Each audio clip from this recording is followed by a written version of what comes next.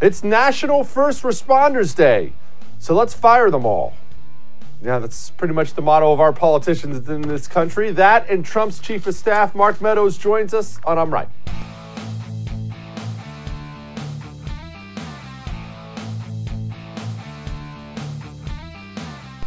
I used to lie to my kids a lot. Let me explain. Yes, I'm a bad dad, but not those kind of lies. When they were kids, I used to have so much fun. I mean, they're what are they, 11 and 12 now? 11 and 12, about to be 11 and 13. But when they were smaller, I used to tell them things like, hey, you know, the Incredible Hulk, that's actually me. And you could tell they believe you all in at first. And then eventually they grow older and they say things like, well, Dad, I don't understand. If you're the Incredible Hulk, why haven't we ever seen you turn into the Hulk? And I know I've got to hang on to this lie, right? So I'll tell them things like, well, I mean, you've never made me angry enough. I try to control it. I don't want to get anyone hurt, you know, stuff like that. But then they get older and they get older and they get older. And eventually time has this way of hashing out what is a lie and what is the truth, doesn't it? Just has a way of doing it. We have vaccine mandate madness. You've been hearing all kinds of things about vaccine mandates in America. Joe Biden came out, of course, with that famous press conference. Every employer over 100 people. Of course, he's going to require the military. The military has to. Every federal employee. You have politicians like Bill de Blasio. Everyone in New York has to have a vaccine to even eat in a restaurant. All of our cops, all of our firefighters, it's vaccine mandate time. And then they came out and they made all these announcements, right? So we've been arguing about vaccines and vaccine this and vaccine mandates and the damage it'll do and so on and so forth.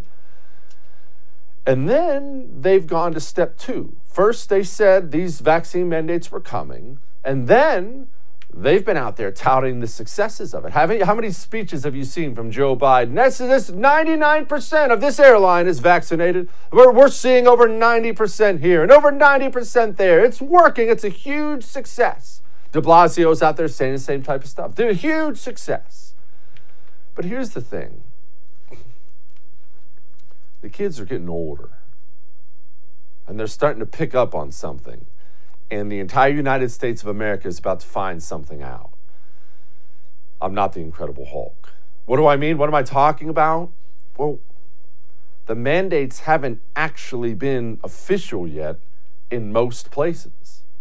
Even most private businesses. My show, the emails fill up my show every day of Jesse, my employer's mandating it November. Jesse, my employer's mandating it December. November and December seems to be the 2 months most of these employers have picked to say this date you're vaccinated or you're fired. The federal government, same situation. You have till this date or you're fired. New York's is actually coming sooner than that. We'll get to that in a moment. What I'm trying to tell you is first we got the mandate announcements, then we got the lies about the success of the mandates, but up to this point in time, it's all smoke and mirrors. We don't actually know what the real fallout is going to be because the mandates haven't become official yet. The moment hasn't come yet where tens of thousands, hundreds of thousands, let's just be honest about it, millions of people across the United States of America are about to lose their job because they don't want a vaccine for a virus they're not concerned about. Millions. And I just want to make sure everybody's very, very clear about something. There's not a super surplus of workers out there. I mean, people who are employed. When you're a business of any size, I don't care if you're a mom and pop shop with 5 employees or you're Amazon with who knows how many tens of thousands of employees they have, but I don't care what size your business is. Businesses, they don't tend to make a lot of money by hiring extra people. Your business, in general, most businesses individually, they hire just the right amount of people they need. Sometimes a little bit less, so they ask people to do a little bit more. Why? Because that all goes to the bottom line. So what happens to the United States economy? Remember, the United States economy is made up by businesses. Businesses make the economy. What happens to the United States economy if even 1% says bye-bye? And we all know it'll be greater than that. Pick your number, 5, 10, 20, I don't know. I'm not in every home, I can't see. But what do you think is about to happen? What I'm telling you is, as we go into all these details, you don't have any idea of the pain that's coming. And I'll be honest with you, I don't either. I don't have any idea. I do know what we've heard so far is a lot of promises. You know, Dad's the Incredible Hulk. We're about to find out Dad isn't the Incredible Hulk. We're about to find out the real cost of these things, and the cost is going to be high. I mean, let's take the military alone. 468,000. That's how many military members are not fully vaccinated. 468,000. Check your calendar. November 28th, that's the deadline. If you're not fully vaccinated by then, you're toast. And we have video after video after video of these guys speaking out. You should see my emails, email after email after email. Jesse, I've done 10 years. Jesse, I've done 20 years. Jesse, 24 years, multiple deployments, and they're just going to throw me out like trash. It's awful. Here's a couple of them. Every day for this job, for this country, and having these freedoms taken away just feels like, I don't know. It's a slap in the face, honestly. Stab in the back. Like, I'm kind of shocked right now. We want things set up for us now. Like, we're focused on getting out because we're going to be civilians soon. Within a month. Yeah, within a month. And we're just trying to figure out how things will go from now. So we don't have any jobs lined up. We're in the process of that now. We're both young airmen. We've been in for over 2 years. And, you know, to be honest, we don't have much to show for it. We don't have much savings. We don't get paid much money at all, especially for the job that we do. Just awful. And it's not just airmen who've been in for 2 years. The stories we're hearing. 10 years, 15 years, 20 years in. I've got to leave. I've got to get kicked out. Jesse, I guess I'm going to go do something else. Just awful. People die because of these decisions. When you just lose that institutional knowledge of somebody who's spent 15, 20 years doing something, and then he's gone, and you replace him with some snot-nosed kid, you don't just recover from that. All warm bodies are not the same. This is catastrophic. If it's even 5%, it's catastrophic. Oh, and I was trying to be nice there when I said 5%. Have you seen the numbers just out of New York? Because remember, their vaccine mandate, it's about to come into effect for firefighters and cops and everyone else. 32% of firefighters and 25% of police officers haven't had the vaccine yet. They have till tomorrow night at 5 p.m. to get it, or they're gone. And I want everyone to understand something, because I think it's important, because we have to step beyond percentages and headlines and whatnot. I want everyone to understand what that looks like, right? Before any vaccine mandate, retirements were already up on the NYPD 400%. 400%. They were already losing cops faster than they can get more in. You know what it's like when 5%, 10%, 25% of the police force goes bye-bye? You want to know what that actually looks like in real life? It looks like somebody gets their door kicked in and they hide underneath their bed and they call 911 because they're pretty sure they're about to die. Their kids are in the next room crying and screaming. And they get a hold of the operator, and the operator says, "I'm sorry, all of our officers are in other calls. It might be 20 or 30 minutes. That's what it looks like. Imagine if there's a fire. Here's the head of the firefighters union. As it stands right now, thousands of New York City firefighters that have put their lives on the line for New York City during the pandemic are being given a mandate to get vaccinated or lose their jobs. I'm worried. I'm worried that hundreds of my members that have told me they will not comply, I'm worried for them. I'm worried about their jobs, but I'm also worried for the New York City residents. I have told my members that if they choose to remain unvaccinated, they must still report for duty. And if they are told that they cannot work, it will be the department and the City of New York that sends them home, and it'll be the department and the City of New York that has failed to protect the citizens of the City of New York. The blame will not be on New York City firefighters. Putting people out of work for making a personal health choice is something we can never accept. It's very hard to staff the firehouses as it is. We will definitely be closing firehouses if the amount of people that have told me they're not going to get vaccinated, if they get sent home, there's going to be a serious operational problem. And that's why I fear for New York City residents. You know, fire season is coming, but also we respond to medical events as well. Just want to clarify what he meant there when he said fire season is coming. If you're in a cold place, you'll know what he's talking about. If you're in Texas like I am, you don't probably. People go inside when it gets cold outside. People use a lot of different ways to heat themselves in their homes. A lot of electric heaters, a lot more being inside. It's just the season where there are a lot more fires, and we're about to cut. What was the number? 30%? 30% of the New York City's fire department is about to go away? Catastrophic. People will die because of this. Die. It's that big of a deal. I mean, and look, I just brought up crime. Crime wasn't doing well in New York before this, because of all the anti-cop crap and cops leaving. They're all going down to Florida and Texas.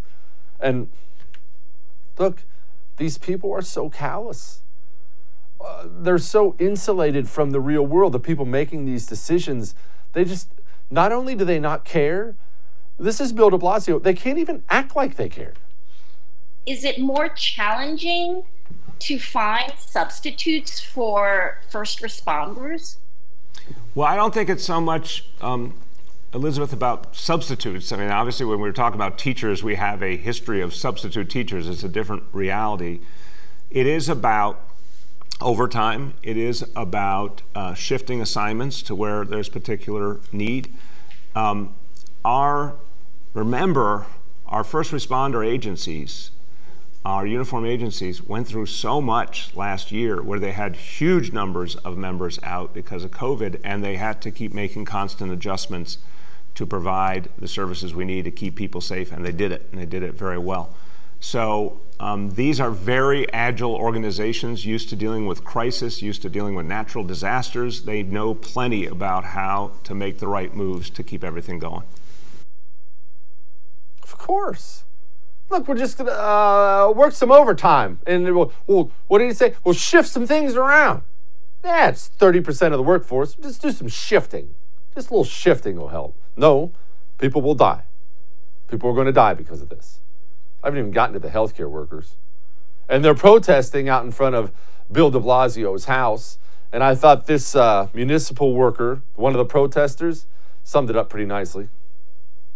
The ability to choose is our God-given right, our free will, the right to choose for ourselves, our families, our loved ones. This is our bodies, not yours. We worked through this pandemic over a year. We worked tirelessly, long hours, without fear, boldly, took care of us, the citizens of the city of this New York. We answered countless calls, countless EMS emergencies and other emergencies to keep the city safe. We are citizens of the United States of America, New Yorkers.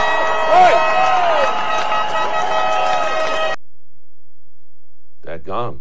Woman's got me fired up over here. And look, we don't want to end this all bad, all right? There are places out there. When I tell you to move, I've told you to move how many times? I want you to look at Heavy D, Ron DeSantis in Florida. This is why I want you to move. Today, the state of Florida has filed another lawsuit against the Biden administration. This lawsuit challenges the Biden administration's order imposing a vaccine mandate on federal contractors, which was going to apply on December 8th. And so, just because you're a business that has federal contracts, it's not right for the federal government to come in and rewrite those contracts and then try to shoehorn this in.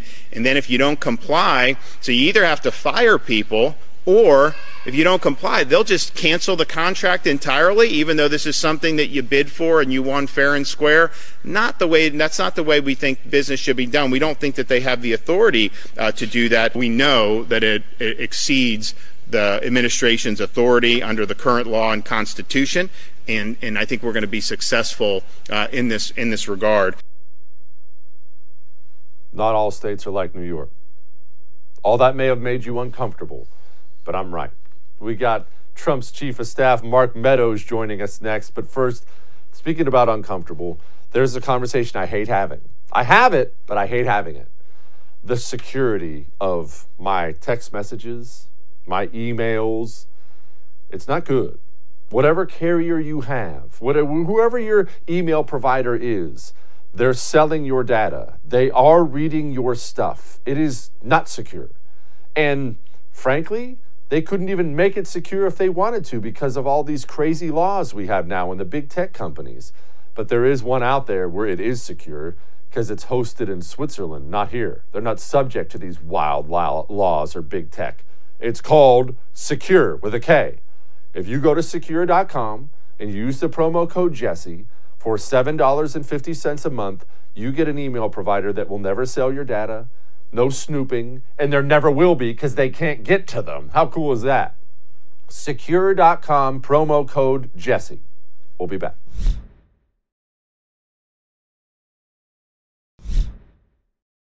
Joining me now, he's always so good on the show, former congressman from North Carolina, chief of staff for the president himself, President Donald Trump, and now author of a new book called The Chief's Chief, which I would highly recommend if you actually want to know how it works up there. Mark Meadows joins us now. Congressman, let's begin at the beginning. I cringe to even say this because I love my country and I don't like it embarrassed. Joe Biden is getting ready to go to Europe, and I've got a little video here. Last time he went, he embarrassed us. Donald Trump somehow never embarrassed us and always made us look better. Here's a little video of the difference between the two.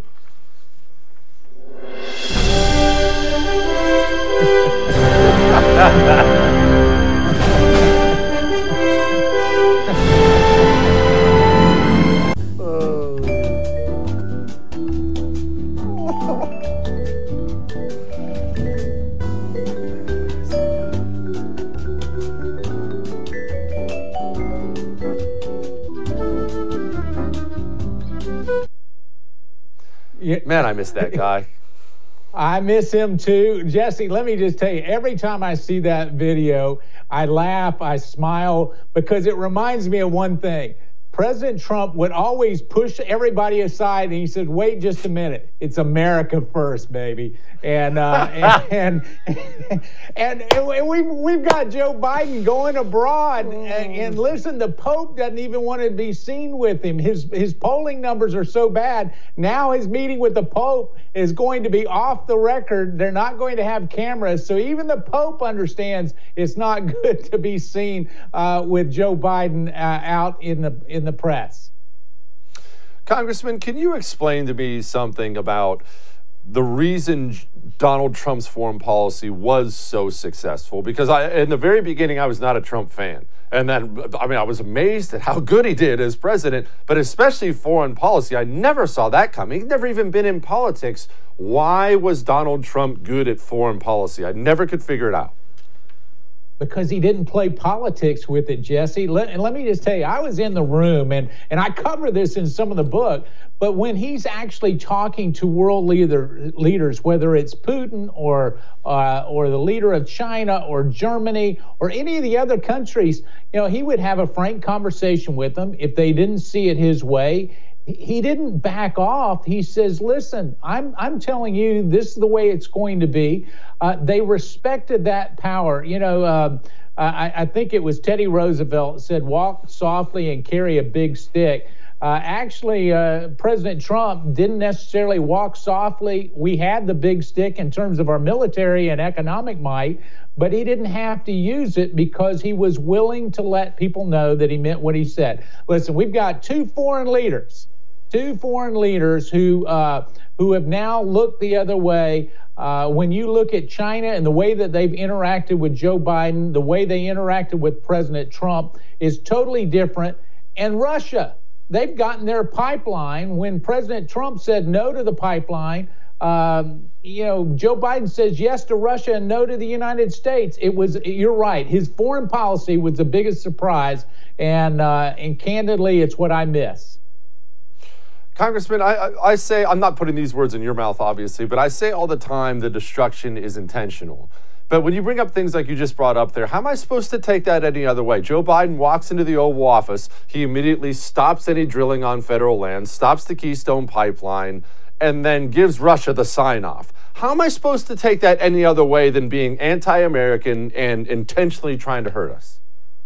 Well, listen, we can tell you a lot of the decisions coming out of the Oval Office now are not only intentional, but they are intentional with a design purpose to say that America is not exceptional. Listen, it wasn't too long ago when there was an apology tour across the globe by President Barack Obama. Now we say apology tour 2.0, with Joe Biden going abroad to say, well, there's nothing really exceptional about America or the American people. The only people that believe that are the leftists that are in control of the White House right now. And quite frankly, a few of the communist leaders, but they even respect our power. But you're right, it is intentional, and sadly, unless they correct it, it's the American people that are going to have to pay the price. They are going to have to pay the price. And I'm glad you brought that up, too, because we're getting more and more of a window into how the disastrous Afghanistan withdrawal went down. And apparently we just, on orders from the White House, filled up planes with unvetted people from Afghanistan and not only brought them here, turned them loose already in American society. A young lady, I believe it was in Montana, was already raped by one of these guys. It's just detestable in any way, and I don't understand how anyone, even a Democrat, could sign off on things like this that are just so obviously damaging. Well, they're damaging, and here's the interesting thing is they filled up those planes with unvetted Afghanistans while leaving Americans behind. And all the time, that's why it's intentional, because President Trump, when given the same option of leaving Americans behind, he said, no, we're going to continue to stay there until every American ally, and quite frankly, our planes and our Humvees and much of our military equipment, we get that out. But yet the White House, what were they doing when they did all of it? Oh, we're vetting all of these people. Let me just tell you, they couldn't vet it because they didn't have the documents to vet it, and they were relying on the Taliban. I mean, how can you rely on terrorists to do your vetting? Congressman, China, you brought up China earlier. Donald Trump was really good at dealing with them. They hate us, and yet he was able to deal with them. Why? Was it just the respect thing you were talking about before? Well, part of it was the respect, but the other part is he was willing to do something that, quite frankly, no one, in fact, many Republicans didn't want to do. He was willing to put tariffs on their products. He was willing to actually have an economic battle with them. You know, he says, if you're going to bring your might, we'll bring our might economically. He was willing to actually engage them, but do it without folding. You know, it was interesting. One of the scenarios that I talk about in the book there, Jesse, is the fact that so many times all President Trump had to do is say, why are we doing this? This is not fair. This is not fair to the American people. Why are you taking advantage of us? And why are we spending billions of dollars to help you out? He did that with a number of foreign leaders across the way from both allies and adversaries, where he just said, listen, we're going to not spend the money and do it. And yet what happened is they're afraid of the fact that Donald Trump was willing to follow through with it. You know, the biggest part of that, Jesse, is this.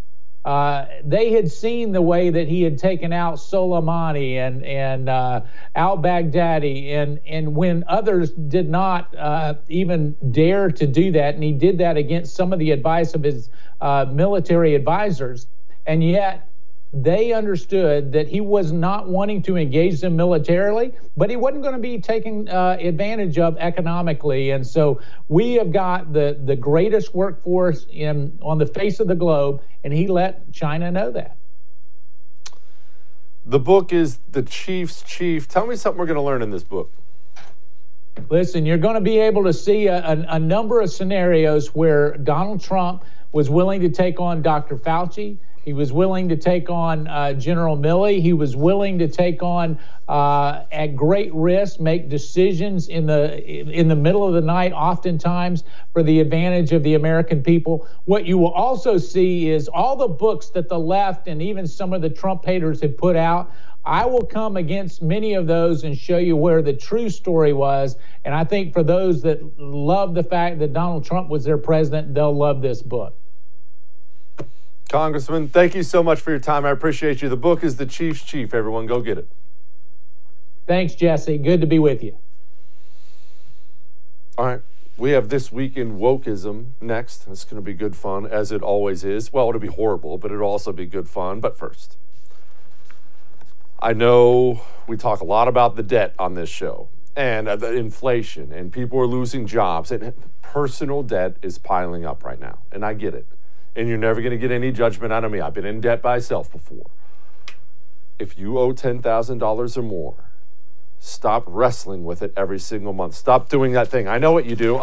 Should we pay this one? No, they can probably wait one more month. We'll pay that. You don't have to do that anymore. Make one phone call. Total financial freedom. One phone call. 877-332-8291. Tell them Jesse told you to call. They will help. There's no situation you could possibly be in they haven't seen before. They're not going to judge you. You're not going to shock them. They're just there to help. 877-332-8291. Total financial freedom. Tell them Jesse told you to call. We'll be back.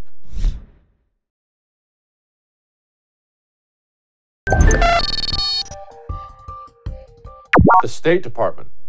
It's a pretty important deal, right? United States State Department? Gosh, they must be doing really important stuff over there. Really important stuff. I mean, it's the Department of the State. God, my goodness, they're working with all these other nations and diplomatic relations, and it's critical. They have to be all over things. And I'm sure, I mean, they've probably moved past the fact that they took over operations in Afghanistan and promptly engineered the worst foreign policy disaster we've seen since Vietnam. But I want you to know, as you'll see from this video, they saw the disaster of Vietnam and they went back to the drawing board. And now, no more playing games. They're worried about the important things. Here's the State Department spokesman. As President Biden and Secretary Blinken have made clear, it is the policy of the United States to pursue an end to violence and discrimination on the basis of gender, of sexual orientation, gender identity or expression, or sex characteristics. The Department of State is committed to promoting the freedom, the dignity, and equality of all persons, including, of course, intersex persons, and we will continue to do that.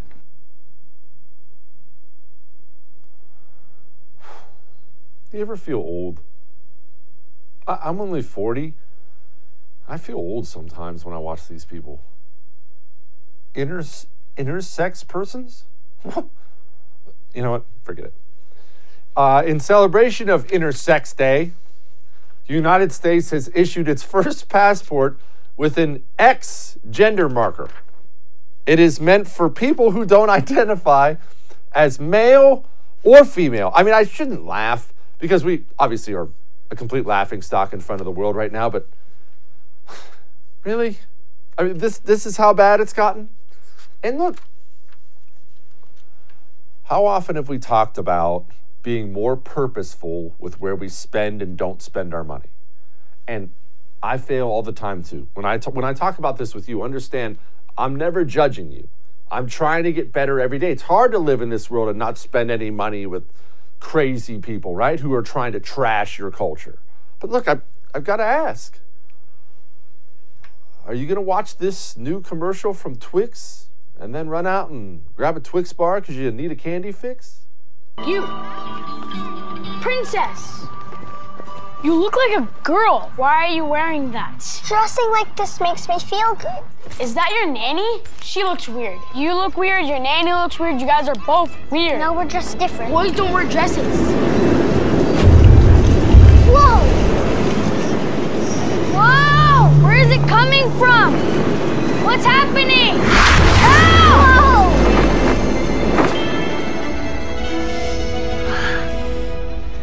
We should go. Will he come back? Yeah. Probably.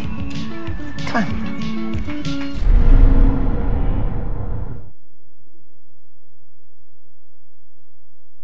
Going to buy Twix today?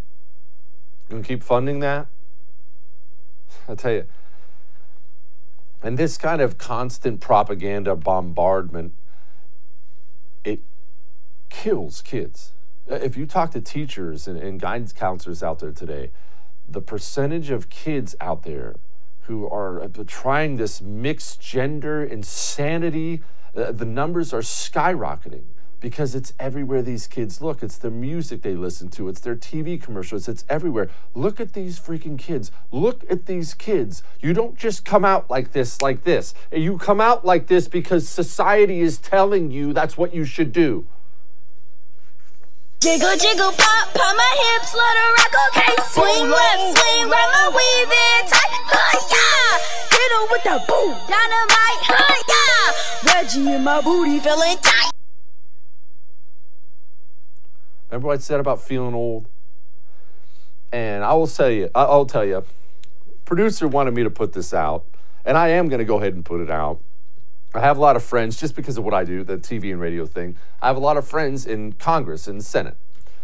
And I had one of my buddies is a chief of staff for a Republican member of Congress. And he texted me this the other day. And look, I laughed. I thought it was hilarious. But it is pretty revealing, right? He sent me this text message that basically said, you can read it right there. I had to clip it, so I'm not going to reveal his name. Hey, all these congressmen and senators and administration officials, they send my stuff around all the time when I rant about this stuff, but they can't, what's that word? Politically share it? Man alive, is that where we are now?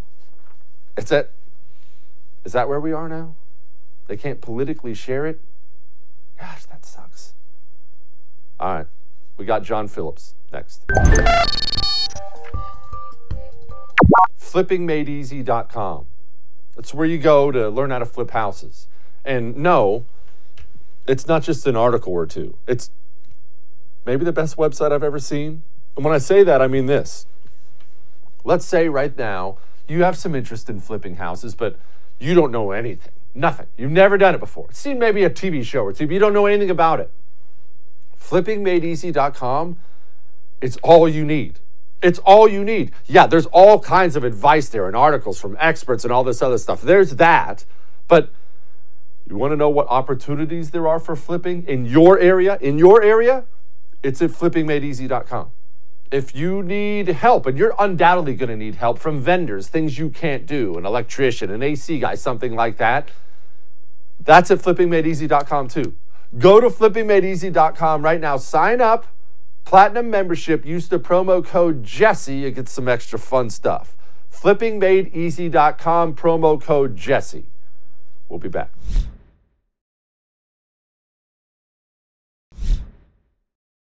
Joining me now, my friend John Phillips of the Great John Phillips Show on KABC in Los Angeles. He's also a columnist. John, I have a question for you about the palace intrigue in general we're seeing with the Democratic Party. We'll get specific here in a minute, but you're always so good at this stuff. It seems like there's a lot of fighting now. Not that that's that abnormal, but it seems like there's a lot now. Is it because they're not popular? Is it one of those things when you're losing, everyone's pointing fingers at someone else? Is that where this fighting's coming from? Well, they have very thin margins. And in the United States, it's not Europe where you have 9,000 different political parties.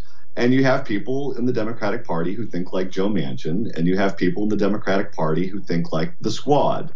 And they need all of them to vote together 100% of the time for them to get anything done. And it's just not possible on most subjects. And they're learning this the hard way right now with infrastructure.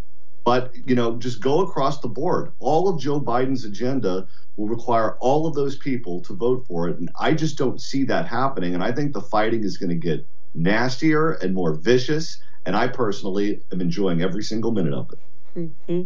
Me too, my friend, me too. And look, I've got to ask, it seems like, and I don't want this to be the case, it seems like the radical, full-blown communist AOC, Cori Bush types, John, how am I supposed to take this as any other way than them being in charge? I mean, remember, Nancy Pelosi almost didn't come back for her speakership again.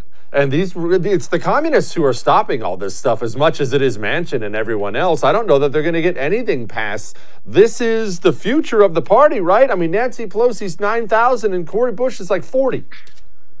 Yeah. And let me tell you, as zany as Nancy Pelosi is, she's the best one they got. She is a gangster through and through, and she controls those votes like no other Democrat would be capable of controlling. When she gets knocked out after the midterm elections, when she loses the speakership and she goes back to San Francisco and eats her chocolate, whoever replaces her is not going to do anywhere near the job that Nancy Pelosi was doing.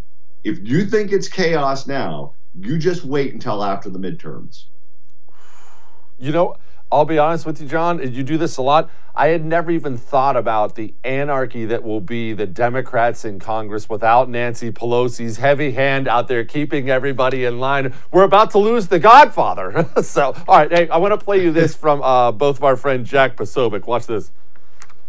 Kamala Harris and her team are referring to him as the Titanic behind his back. I also got word that Jill Biden over the weekend was actually asking around if there's any way to remove a sitting vice president from the United States. That's how bad it is in the White House.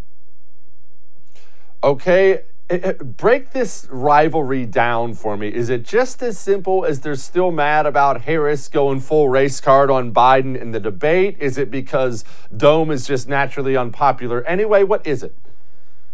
Well, I think that's a huge part of it, at least for Jill Biden. I mean, she practically called the guy David Duke. How do you walk that back? And then as vice president, everything she has touched has turned to dirt.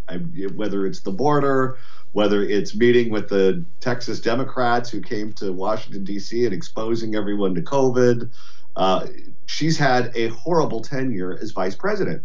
And let me tell you, the biggest problem, though, out of all of these things for Kamala Harris, Joe Biden, and congressional Democrats is the inflation and the rise in costs across the board.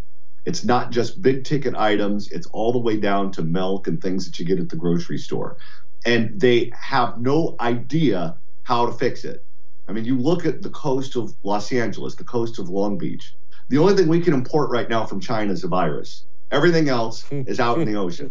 So until Hunter Biden can't get his crack, I guess we're going to have to just deal with this and them just flailing around like fish on the deck of a boat. But unless and until they fix that, the fighting with one another, the horrible poll numbers, all of that is going to continue, and it's going to get worse. And we got an election in Virginia coming up, an election that the Democrats thought they had in the bag. Republicans could win that. And the other thing I'd point out is keep an eye on New Jersey, too. That's a heavily Democratic state, a deep blue state, and the Republican in that race is polling within the margin of error. So that one could flip as well. If Virginia and New Jersey go against the Democrats, the midterms are going to be an absolute bloodbath. And if you think Kamala is under Joe Biden's bed with an ice pick now, just give it a little time. All right, I have to ask you about one thing specifically you just said. Actually, I'll let Jen Psaki do most of the talking here. Watch this. What's your message to Americans who are still so worried about getting their Christmas gifts on time, Halloween? Is this going to be happening at a fast enough pace? Well, I think our message is that, one, what's happening right now, and I wish I had the chart, but we'll give it to all of you afterwards, is that so many people across the country are purchasing more goods online. Maybe some of it is from habits that developed during the pandemic when people weren't leaving their homes. Some of it is because we've seen an economic recovery that has been underway for the last 9 months, where 5 million more people are working. The unemployment rate has been cut in half. And that is leading to a massive increase in volume. That's what's happening at ports. But what we would tell people is we are addressing and attacking the supply chain issues, even with the increased volume, which is the root cause here. John, look, I love when they do the sky is green routine, because it makes me come back to my theory that I love so much. But you mentioned earlier they have no idea how to fix it. But here's what's weird. I know how to fix it. I'm an idiot. I went to community college. I grew up in construction. I know how to fix it. I'm positive a smart guy like you knows how to fix it. So don't tell me they don't know how to fix it. They do. Why don't they?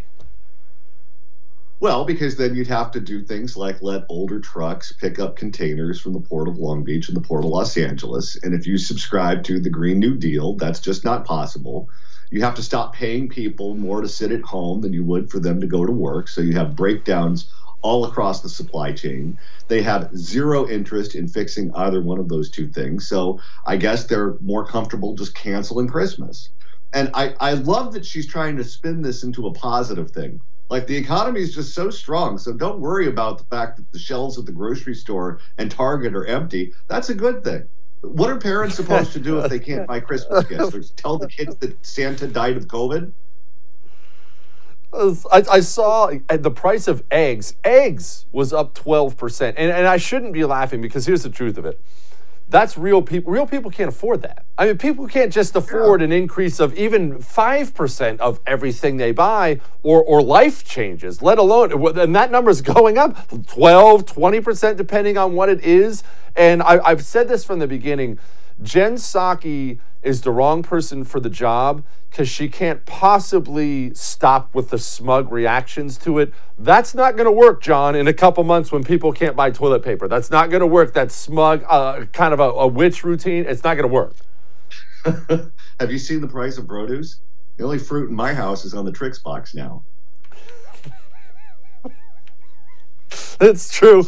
All right. Joe Biden got up today. I love this. These people, the reality they live in. This is what Joe Biden had to say today about electric cars.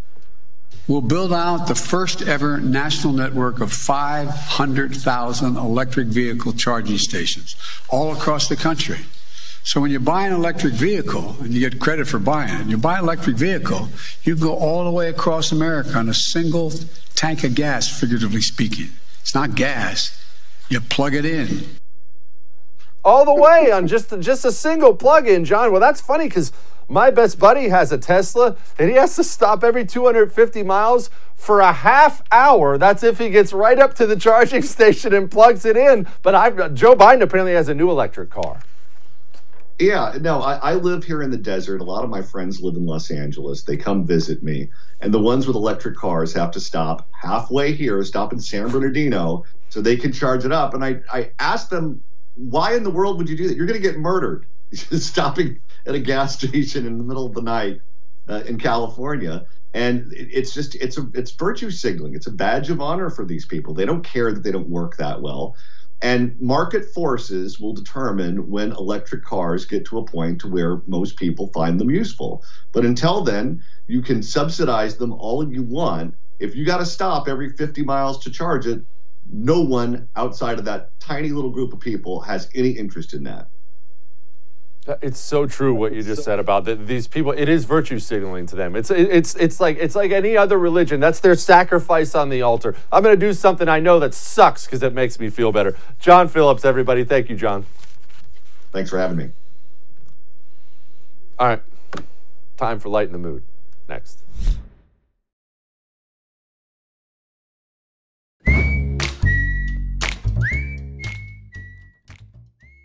All right. It's time to lighten the mood.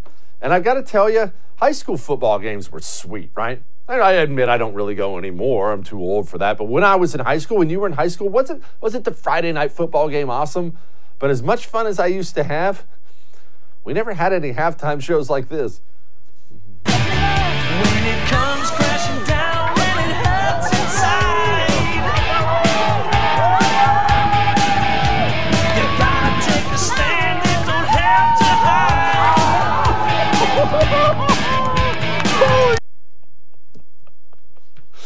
Ow. You can say that's not real all you want, but ow. All right. I'll see you tomorrow.